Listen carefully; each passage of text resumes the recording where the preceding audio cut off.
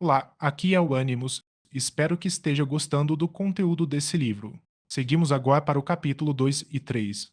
Capítulo 2: As simulações de desentendimento. Um ardil feminino comum e muito eficiente para escapar aos nossos encurralamentos psicológicos consiste em se fazerem de desentendidas perante o que lhes dizemos ao mesmo tempo em que tentam incendiar mais a discussão pela via emocional. Como a compreensão do outro sempre se faz necessária para que uma discussão prossiga, resulta que deste modo ficamos imobilizados na tola tentativa de fazê-las entender nosso ponto de vista. É uma tentativa tola pelo simples fato de que a recusa em demonstrar entendimento já existe previamente e é o próprio cerne da estratégia de manipulação. Discutir ou confitar com mulheres é sempre uma perda. Se as vencemos, isso será uma humilhação para nós por ser um ato de covardia. Se formos derrotados, será uma humilhação ainda maior. Portanto, elas são seres com os quais quase não se pode conversar muito durante períodos de conflitos. Não é à toa que aqueles que as procuram apenas para o sexo e as ignoram o restante do tempo se dão bem. Uma possível solução para esses casos de desentendimento fingido consiste em simplesmente ignorarmos o ponto de vista feminino e expormos nossas ideias de forma unilateral. Em outras palavras, vencemos a discussão quando não discutimos. Em um nível mais aperfeiçoado, somos capazes de falar muito pouco durante a maior parte do tempo. De todas as maneiras, sempre que houver necessidade de informar algo importante e desagradável, devemos fazê-lo de forma imperativa, ignorando as tentativas de polemização. Uma típica simulação de desentendimento ocorre quando, fingindo ingenuidade,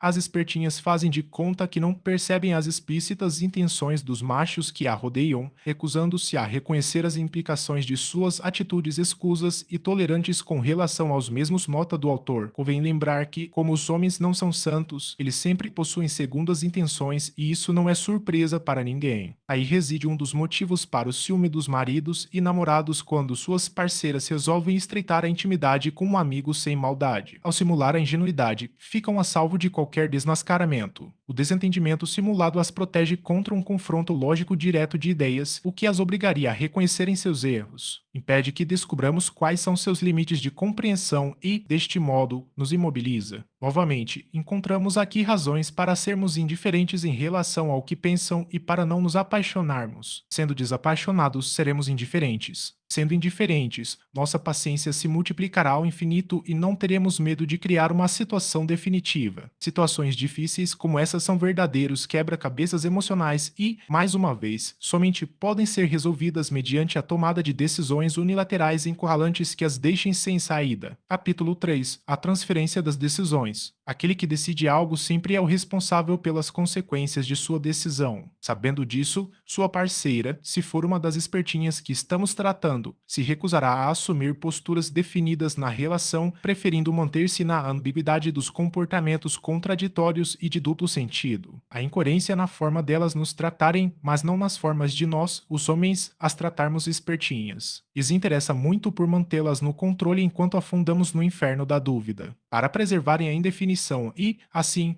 resguardarem o mistério perpetuando nossas confusões e dúvidas, as espertinhas se recusam terminantemente a tomar decisões que repercutam de modo definitivo na relação. Nunca querem optar de modo definitivo entre dois caminhos, preferindo oscilar entre ambos para desfrutar dos benefícios de cada um ao mesmo tempo em que tentam se esquivar das consequências desagradáveis que são inerentes aos mesmos. É por isso que suas atitudes nunca definem de modo decisivo se querem ser esposas, amantes, ficantes casuais ou trapaceiras, pois querem desfrutar dos benefícios que cada uma destas posições oferecem sem pagar o preço correspondente. Quando protestamos, tentam nos induzir a tomar uma decisão da qual possamos nos arrepender posteriormente, pois assim poderão jogar o fato em nossa cara. A solução para esses casos é esta: criar uma situação definitiva que as obrigue a revelar de forma inequívoca o que sentem e o quanto nos valorizam. Tentar forçá-las por meio de discussões a se definirem é uma perda de tempo. Correto é encontrar uma decisão correta de nossa parte cujo resultado inevitavelmente as coloque em uma situação definitiva, sem saída, obrigando-as a se definirem mesmo que não queiram.